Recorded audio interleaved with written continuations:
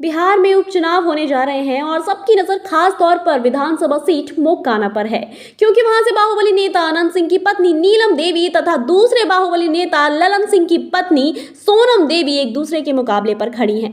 बरसाती मेढक आपकी सब कुछ नहीं, जमानत जब्त। आपकी पत्नी खड़ी है, कितना वोट से जा तो जीतेंगे? रहे हैं जमानत जब्त, तो सब है ये नहीं कुछ है। एक गिलास पानी नहीं कभी किसी को पिलाया होगा। बरसाती मेढक है, बरसात जब आता है। क्या है इस सीट का पूरा इतिहास, आइए जानते हैं। अनंत सिंह ने सीट के लिए सबसे पहले 2005 में जेडीयू यानी जनता दल यूनाइटेड से चुनाव लड़ा था और जीते थे। इसके बाद वे दोबारा 2010 में भी जीते। 2015 में उन्होंने इंडिपेंडेंट चुनाव लड़ा, लेकिन इस बार भी उन्हें जीतने से कोई नहीं रोक पाया। फिर आया 2020 का साल, जिसमें वो राष्ट्रीय जनता दल यानी आरजेडी से चुनाव लड़े और जीते, लेकिन इस बार वो अपनी पारी पूरी नहीं कर पाए और 2022 में उनकी सदस्यता रद्द कर दी गई। जून में पटना की एमपी एमएलए कोर्ट ने आर्म्स एक्ट में उन्हें दोषी पाया था और 10 साल की जेल की सजा सुनाई थी। इसके अलावा 2019 में उनके घर से पुलिस ने AK-47 हैंड ग्रेनेड समेत कई हथियार और कारतूस बरामद किए थे। अदालत से सजा मिलने के बाद से उनकी विधायकी पर खतरा मंडरा रहा था। जुलाई में अंततः उनसे ये हक ले लिया गया और उनकी विधानसभा सदस्यता रद्द कर दी गई।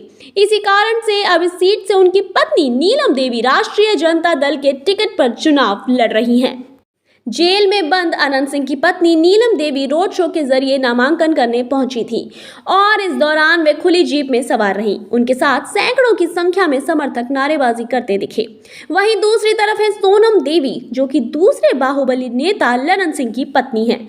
ललन सिंह अभी जल्द ही जेडीयू छोड़कर भाजपा में शामिल हुए हैं और इस बार मोकाना की सीट के लिए भाजपा ने उनकी बीवी को ही टिकट दिया है। इसी इलाके के तीसरे बाहुबली सूरजभान सिंह भी ललन सिंह की पत्नी सोनम देवी के सपोर्ट में खड़े हो गए हैं। यही वजह है कि अब ऐसा माना जा रहा है कि पिछली 4 बार जीतने के बाद भी अनंत सिंह की स्थिति कमजोर है और उनकी पत्नी के जीतने के चांस कम है। सूरजभान सिंह की अहमियत इस बात से समझी जा सकती है कि सन 2000 के विधानसभा चुनाव में उन्होंने अनंत सिंह के बड़े भाई दिलीप सिंह को वोटों के एक बड़े अंतर से हराया था। सोनम देवी ने पहले भी चुनाव लड़े हैं, पर वो जीत नहीं पाई। पर इस बार उनके वोटों में इजाफा होने की 2 वजह दिख रही हैं। पहली तो भाजपा से टिकट मिलने के बाद पार्टी का वोट बैंक मिलेगा। दूसरा, अब सूरजभान सिंह के उतरने के बाद उनके प्रभाव वाले वोट बैंक भी सोनम देवी को मिल सकते हैं।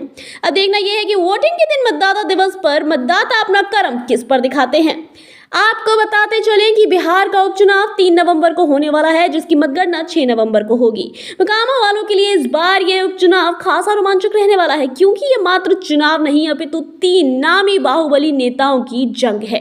एक तरफ है अकेले अनंत सिंह का दम, जो कि जेल में है, वहीं दूसरी तरफ है ललन सिंह और सूरजभान सिंह का साथ। आपको क्या लगता है, किसका पलड़ा भारी होगा और इस बार जीत किस पक्ष की होगी?